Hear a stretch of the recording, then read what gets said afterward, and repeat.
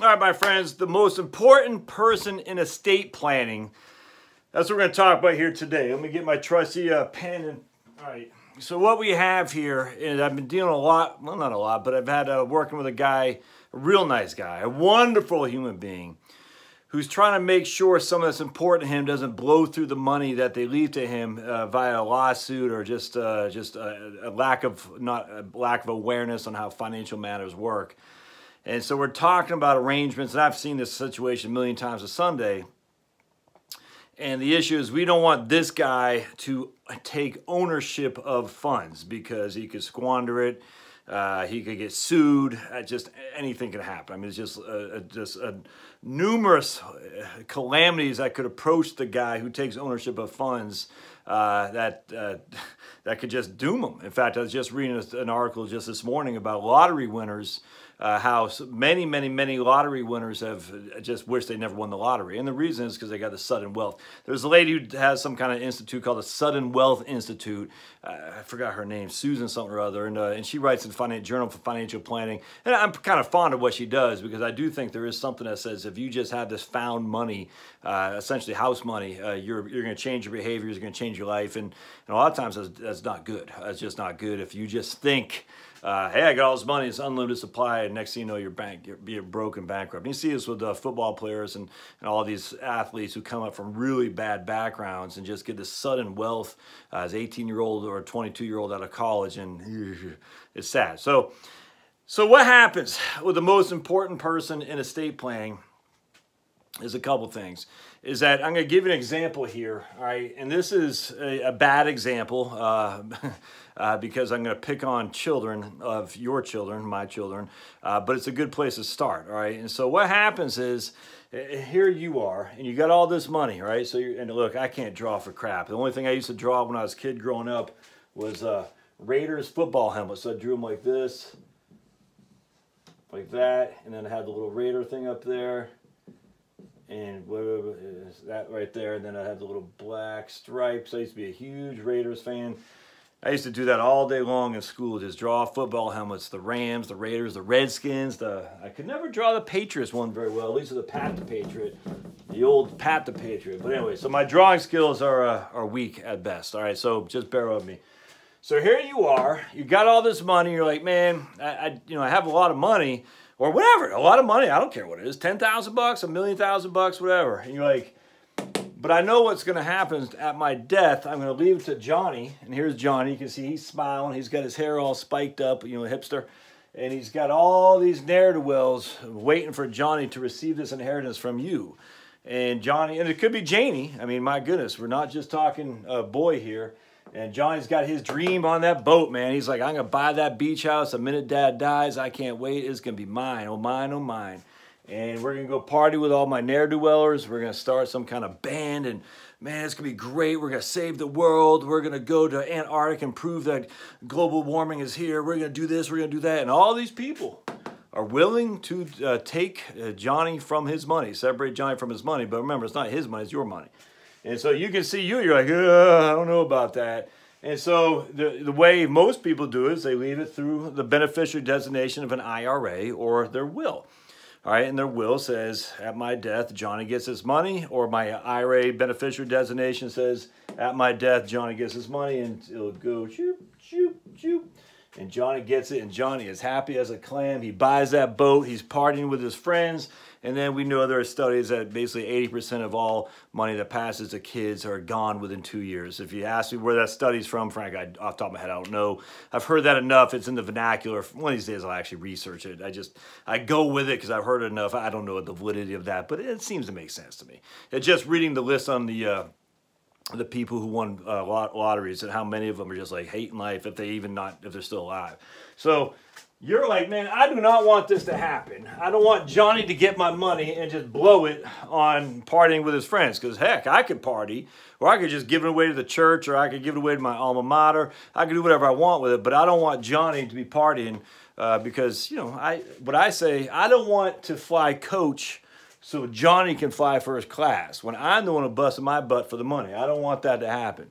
But that's the way it's set up via will or via beneficiary designations. There is no intermediary that separates Johnny from the money, all right? So Johnny, if you don't set it up through what's called a trust, Johnny will have the access to it and can do whatever the heck he wants. There's no stopping him. And that's a fact. And actually what happens in this regard is Johnny gets it, he spends it, he does not withhold. Now I talk about this in my book, both my books actually, I talk about it.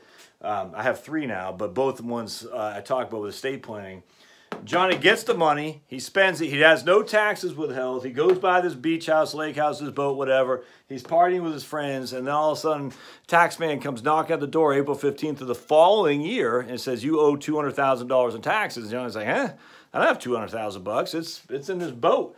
The tax man says, oh, you should have had taxes withheld because you owe it from last year's spending, pay up. And Johnny's like, and this happens all the time. Johnny has spent the taxes because he didn't withhold it because he didn't think it through. And that's what happens when you just leave money blindly to an heir who may or may not be responsible enough to take it. All right, so what you do now is you say, I can't have that happen. So I'm going to separate Johnny from the money with a trustee.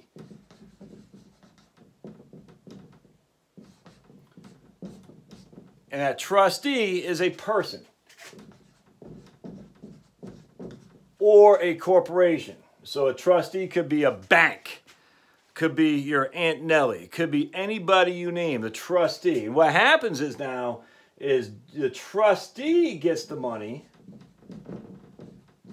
and the trustee distributes it as you state in your trust document to Johnny. So the trustee will say, here's 5%, Johnny. So Johnny won't be able to use it in all one fell swoop in order to buy that boat. I'll give you 5%. I'll give you enough for whatever. I'll pay your education. There's all these different things called HEMS, health, education, maintenance, support, which we're not talking about here. That's more for a surviving spouse. But we don't need to talk about that here. So if you ever hear HEMS or health, education, maintenance, and support, or 5 and 5, all these different terminologies for trust, we're not talking about that so much here. We're saying at the end of the day, I'm leaving my money to a trust,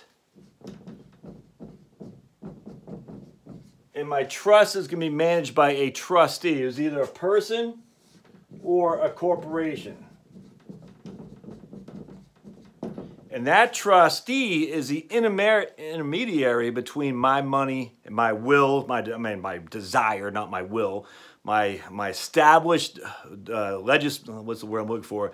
Dictation of how I want the money to be spent, and Johnny. So everything Johnny gets goes through this person right here without question. All right, so that's what happens. Johnny cannot say, I got $1 million lump sum distribution, I'm going crazy. It can't. It's got to go through that person right there. Every single person. So when Johnny wants money, Johnny has to ask that person. All right? And so what happens is, Johnny says, man, I wanted that boat. Come on, Aunt Nellie, just hook me up. I've been good. I've been clean for 90 days. I've been good. I just want this boat. I want to go party. I think I deserve it. Come on, Aunt Nellie. Come on. Give me the money, please. Look, I need it. I need it. Come on, I've been good. Johnny's 35 years old. You're like, well, you're a grown man, dude. I haven't driven drunk in 2 weeks. Come on. And so Aunt Nellie's like, what? I just can't take it anymore. Here's the money. Or Aunt Nellie says, no, I'm not giving the money. And now Johnny and Aunt Nellie have a falling out of some sort. I mean, it happens all the time. So Aunt Nellie says, I didn't sign up for this. I didn't realize it'd be such a hassle that Johnny's going to be beating down my door, calling me at 3 o'clock in the morning drunk, yelling at me because he didn't get the money, because I'm not giving him money, because I don't trust him, blah, blah, blah, blah, blah. And Nellie says, I didn't want any of that crap. I thought I was just doing my brother a service by being his trustee. But now I see Johnny's raging at me. His friends are yelling at me, and when they see me, I'm in a small town or something like that. Who needs that crap? And so Aunt Nellie's going to do one of two things. She's going to be more lenient and just say, here, I don't care. And she has the right to do it as a trustee. Or she's going to step back and say, I'm not doing anything, and be, really, I hate to say it, but anal about it. I've seen both, actually, where the trustee is not, just has no basis in reality in terms of giving Johnny some of the money. And on top of that, I've seen the other way, they throw up their hands and say, I'm done, I'm out. It's not a good position to put Aunt Nellie in. Absolutely not. Especially if you know you have an issue with a kid here. And by the way, the kid doesn't have to be a party and rock and roll guy. A kid could have a special need. You know, maybe he's autistic and he can't manage himself. Maybe he's a special needs, he's in a wheelchair or something like that. I mean, a kid doesn't have to be a party goer. It can just be someone who cannot have control of the money. I don't like this so much, but government benefits are at stake, and I just feel if you've been blessed with a significant amount of money, you should probably pay for the benefits for your children, because there are people who do need those benefits who don't have a significant amount of money.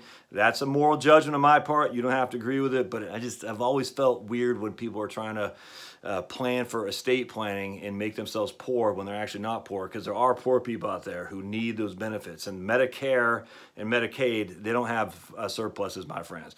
So every dollar that's being spent on someone that's that could have spent it on themselves is a dollar that's being taken away from somebody else. There's no other way to get around that, or it'll be taxed later on in the future. So I'm just not a fan of that. Again, unsubscribe, that's fine. It's just my moral judgment. I just think if you've been blessed with the money to provide, you should, and that way when it's done, then you can go on the welfare. So, well, it is welfare in that regard, but the protective services and whatnot. Yes, I know, moral judgment, don't scream and holler. That's just the way I feel. But either way, so if there's a special needs and you want to make sure that the kid, or again, whomever is the beneficiary, doesn't have unencumbered access to it because they can't take care of it, regardless if it's Johnny, regardless of it's someone who's just can't manage themselves, then you also want to set up a trust with a trustee as well. That is the most important part of estate planning, a trustee. Now the issue here is with Aunt Nellie.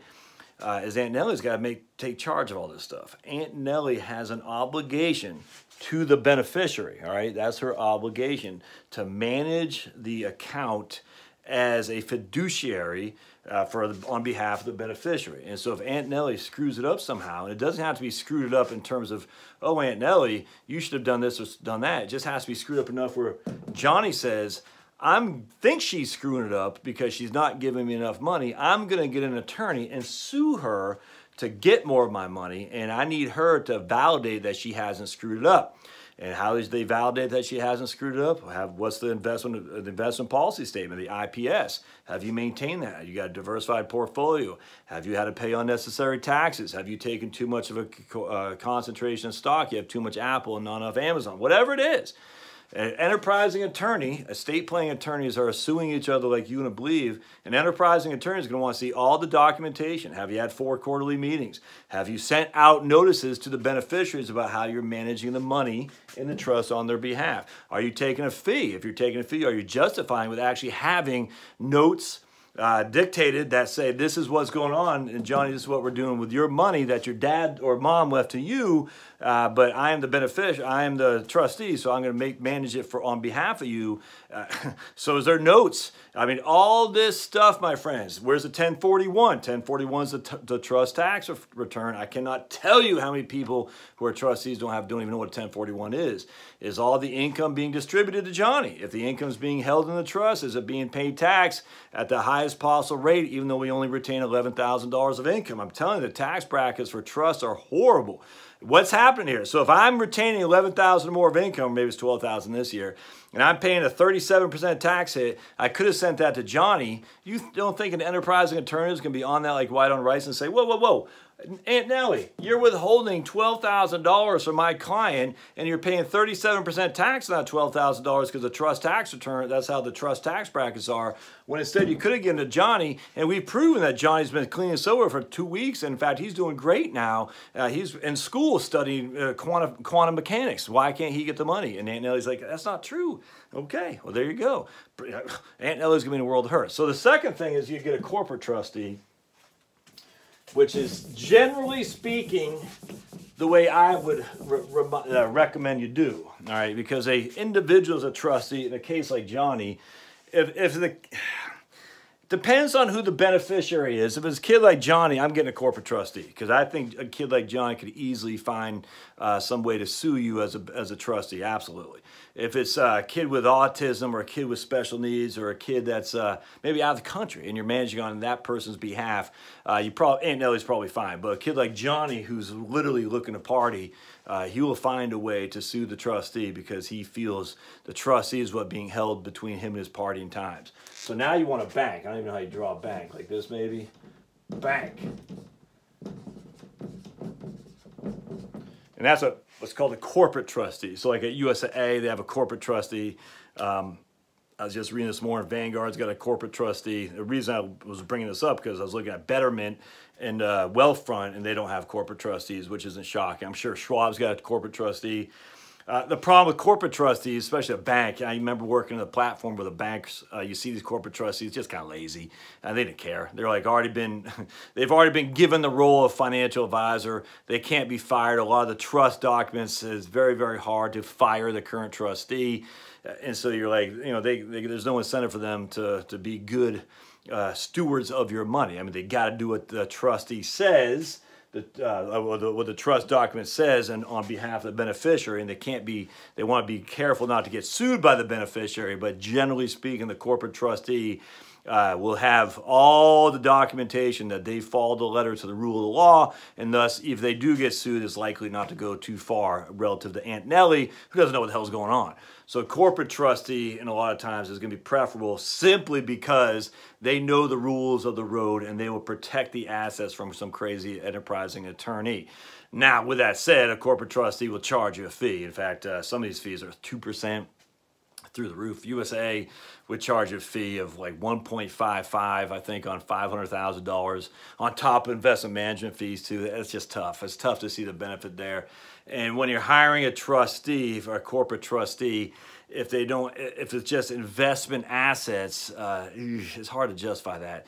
If they have other assets, 1.55 plus investment management fees too, plus the expenses of the funds they're using as well. And a lot of times you want a corporate trustee can hold all kinds of stuff, real estate, oil and gas, mineral rights, timber rights, things like that. If they're able to do all that as a trustee, then the fees are going to be reasonable in my opinion, because there's a lot going on there in terms of the tax returns, in terms of the paperwork and all that. If it's just an investment portfolio, it's going to be tough to beat Vanguard. I just looked at Vanguard today. I think had a minimum fee of $3,500.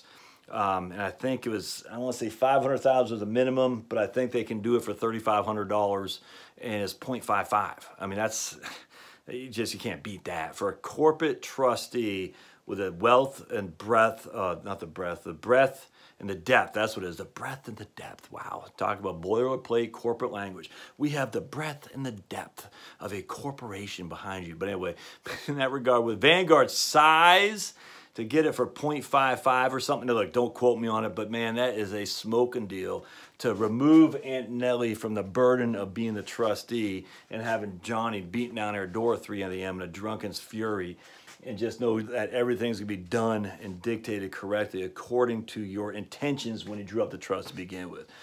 All right, so let's wrap this up. The most important person in a estate plan is the trustee. That is without question, because the trustee is the person that manages the assets when you're dead or incapacitated for as long as the assets are around. An executor or executrix is someone who settles the will. The will is just trying to get settled. We're moving the money from point A to point B. And when we're done with moving it, we're out of here. Aunt Nellie says, I'm done. I'm the executor. Johnny got his money. I'm gone. Nothing more.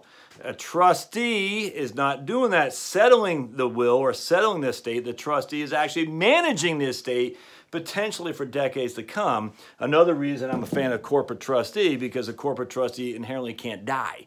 Aunt Nellie can. Aunt Nellie can have Alzheimer's. Who's a successor trustee to Aunt Nellie?